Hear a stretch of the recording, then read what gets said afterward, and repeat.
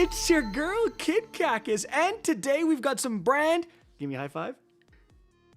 There you go, spanking new Destiny 2 news, courtesy of the Bungie weekly update that has just gone live, revealing official information. And so, let's get started. Was that good? Yeah. Okay. Alright, so first things first, what's been going on this week with Destiny 2? Well, we had the release of the new Edge of Fate expansion, and elephant in the room, things are not doing too well right now in the grand scheme of things. Overall, the Steam reviews have gone down to mixed. There is a lot of negative reception of this DLC. Overall, the Steam numbers as well, the concurrent numbers is a fraction of what other DLC releases have been, so that's not good. Right? Now, there are people absolutely who are enjoying the heck out of this DLC. I've been seeing that the narrative, the story, and especially the cinematics are among the best in the franchise, right? And some people really enjoy a lot of the changes, Armor 3.0, the new power grind, and stuff like that. So there's a lot of positivity mixed with the negativity. Again, that's why Steam reviews are around mixed right now. Of course, Steam isn't the be-all and end-all. Maybe things are a bit more positive around the console space, but it is definitely not an absolute banger of a DLC in terms of its reception within the community. What do you guys think? Are you enjoying the Edge of Fate? Do you think it's not very good? Did you end up buying it at all?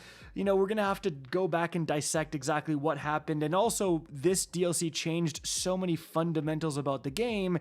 Is it something that will actually rebound later if people realize that these are beneficial changes? We really don't know. But if you are someone who has the Edge of Fate, do I have some content for you? First of all, I made a guide on the Legendary difficulty campaign for the Edge of Fate, and in that video I go over so many of the more difficult puzzles and boss fight mechanics, all time-stamped so you can find the exact mission you are stuck on, guys. On top of that, once you beat the campaign, it unlocks a new exotic quest, so check out my exotic quest guide linked right up above. Some of the things you need to find are pretty tricky. And then let's get into the brand new information within the TWID. So, first of all, Bungie has a voice acting update for the Edge of Fate. You can see this right here essentially because of, I think it was like the voice actor's strike. The person voicing Ikora was different and stuff like that. So there was some parts of the game impacted by this, and we actually had parts impacted in episode Heresy as well. Then we get into the big stuff. The Desert Perpetual Raid launches on Saturday. So, on July 19th at 10 a.m. Pacific, this new raid will go live in contest mode for the first 48 hours. And guys, I'm happy to announce I will be streaming the Day 1 raid on both Twitch and YouTube, trying to take home the W for the Destiny 2 dads out there. So hope you guys can stop on by, and specifically if you do stop on by on Twitch, we have some special rewards, and Bungie gets into that. First of all, in terms of the raid emblems, guys, Bungie says players who complete all encounters of the Desert Perpetual Raid while contest mode is active will earn a very exclusive emblem that won't be available after the initial 48 hours. It's called Timeline's Blade, and they say, hold on, we can't show this one yet. Sorry, you'll understand why when you see it for the first time after the world's first race has been completed. So potentially huge story implications, I would imagine, but they say we can show you the third unknown emblem. It's beautiful, and it will be available to all players who complete the raid on any difficulty, and you can see it right here. So definitely got those 9 aesthetics, and we can expect those same aesthetics in the raid itself. Now, there is going to be some maintenance, guys, on Friday, July 18th. Destiny is actually being brought offline from 8:30 a.m. Pacific to 10 a.m. Pacific, which is reset. So hopefully it's not going to be down too long, because Xur is going to be back right at reset, and Bungie said that he's getting a massive overhaul. He's going to sell completely different things, so very interesting. But, guys, we then get to the very important disabled items list. So they say to maintain integrity of the race and its challenges, we will be disabling the following list of gear and abilities during contest mode. So do not plan on using any of these things. Sometimes you can equip them, but they have like 0 power, so I would just not use them. In terms of weapons, the Outbreak Perfected. The 3rd iteration, unfortunately, the brand new exotic scout rifle from the season's past, the Choir of One exotic special auto rifle, and the Icebreaker exotic sniper rifle are all disabled. And in terms of armor, the set bonus perks on the Collective Psych armor set. So you could potentially still have the Collective Psych armor on, just the set bonuses aren't active. It's Collective Psyche, sorry. And then the Distribution armor mod. So if you have distribution on, you should take that off. They say that players will not be prevented from equipping disabled fragments or items with disabled perks, but the effects will not work in the raid during the time frame they are disabled, which is usually those first 48 hours, guys. So, very important there. I know a lot of people are using the 3rd iteration because it is so darn good, but yeah, make sure you don't go into the raid with it. Moving on from there, the world's first race info. So they say in the July 7th TWID, we mentioned that completing the Edge of Fate campaign in legendary difficulty will get you ready for the raid. That remains true, as the required power level to participate in the Desert Perpetual is only 100. Of course, you can finish the campaign in regular and grind up to 100. It's your choice. And so there you go, guys. Now, I want to mention nothing here talks about changing the big change to this raid, which is normal difficulty will unlock as soon as the first team beats the raid in contest. So once World's First is crowned, contest mode will instantly unlock, just like previous dungeon races we have done, guys. And again, they have not mentioned anything about that, so that will remain true. Definitely be prepared for that. Now, they talk about following the race right here. They have an official Bungie pre-show. They also have Evan F and CB Gray are hosting like a watch party, guys. I don't know why they keep listing these people, because obviously you guys are all going to be in my stream. I mean, like, obviously. But no, in all seriousness, they also mention the Power Hues emblem shown right here. They say it was initially only for partnered streamers, but we have now made the emblem available to anyone streaming Destiny 2 on July 19th from 6 a.m. to 6 p.m. Pacific, guys. And it doesn't actually mention it here, but I went to the previous TWAB and it says that you earn this emblem just for watching, guys. So if you watch anyone streaming Destiny 2 during the world's first race, you're gonna get this emblem as a Twitch drop. And then they say, after the world's first race, if you gift a sub to any eligible Twitch channel in the Destiny 2 category streaming the Desert Perpetual raid from July 19th to July 29th. So July 19th at 6 p.m. Or after, then you get the golden relief emblem, as you can see right here. I hate how they do this. Like, why not just have both go live at the same time? They said that they encountered some technical issues. I think you're going to encounter more issues with confusion if you have a certain emblem going live at 6 p.m. specifically. It just confuses everyone. That's what happened last time. Anyways, guys, those are the things you can earn. And moving on from there, they also have the raid rewards you can get showcased right here, guys. Now, after that, they have a brief here with some lore. Okay, just gonna leave it on stream. Then we have some important information about season Reclamation has started. So that is technically the season we are now in with the launch of the Edge of Fate. So they say with many changes that work as the foundation for the future of the game that this DLC brought, even familiar names like seasons are getting many adjustments. So let's talk about what season Reclamation will bring to the table. So they say, to start with proper context, a reminder of some key dates. So on July 15th, the Edge of Fate launched and Season of the Reclamation started. The Ash and Iron major update comes out on September 9th. Then on December 2nd, Renegades launches and Season Lawless begins on December 2nd.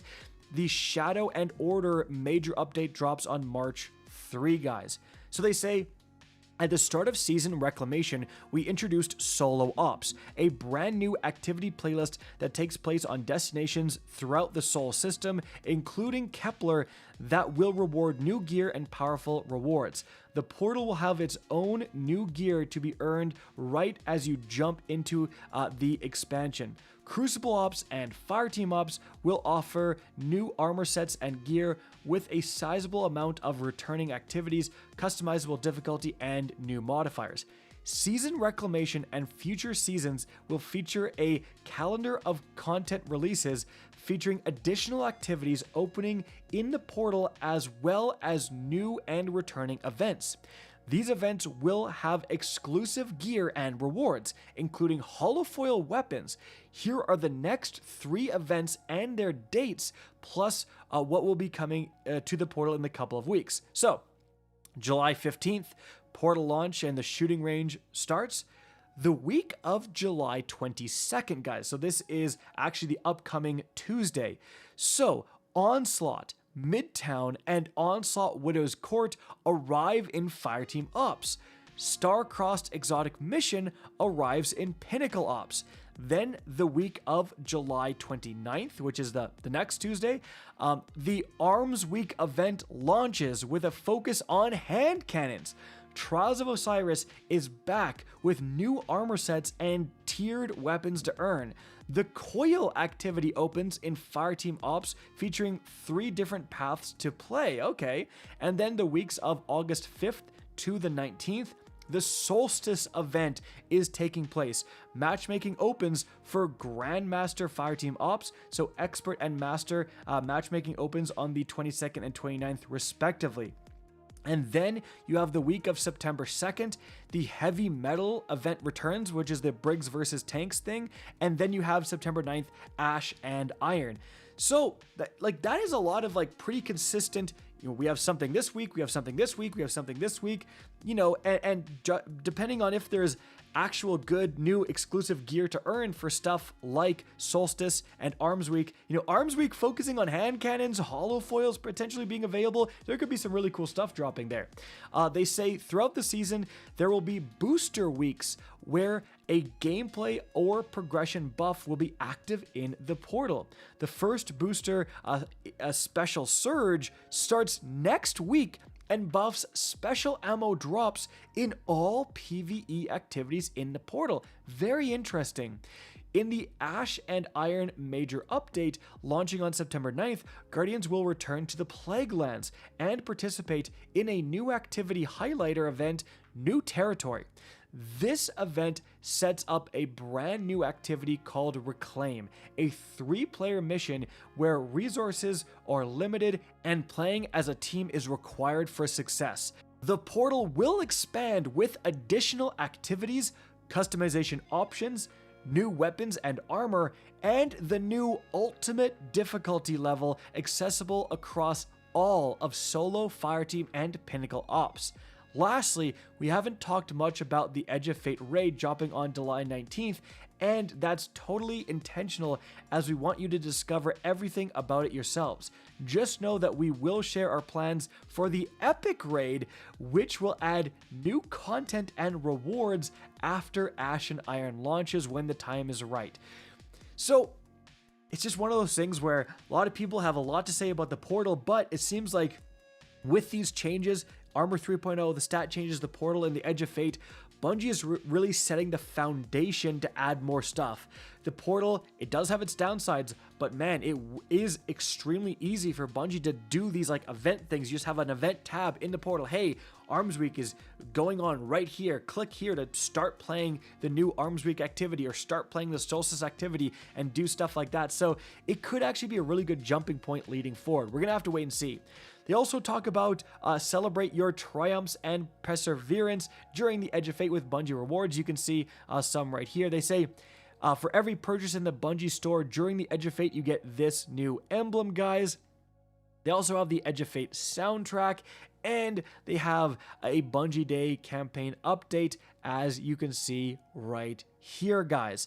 And The very last thing we're going over is some important updates in the player support category. So first of all, the timeline of future updates you can see here, like on Tuesday, July 22nd, incorrect ammo gains on area denial, launchers, rocket sidearms. So you can see like if you're having issues with that stuff, they're going to be fixing it at those dates. They also have ammo economy feedback. So basically, everything has ammo generation now. You're going to be getting less ammo than you did previously, but you can spec into ammo generation to get it much more often, guys. So you might have to kind of change how your builds function to get ammo you want. Obviously, except if you have, rocket sidearms and rocket launchers and so on, they're getting the incorrect amount of ammo. And I just want to mention that because that is a big factor, especially going into the raid. Like, you got to make sure that you are getting the amount of ammo you need if you're relying on special weapons and so on. Guys, that is going to be it for the video. Hope you enjoyed and found this informative. If you did, please remember to help me out by simply rating and especially sharing this video. If you guys want to see more Destiny 2 content similar to this, don't be afraid to slap that subscribe button. If you want to get in touch with me and keep up to date with the latest channel activity, the best way is to follow me on Twitter at RickCacus. That is linked in the description down below. Again, I hope you enjoyed the video, and as always, have a good day.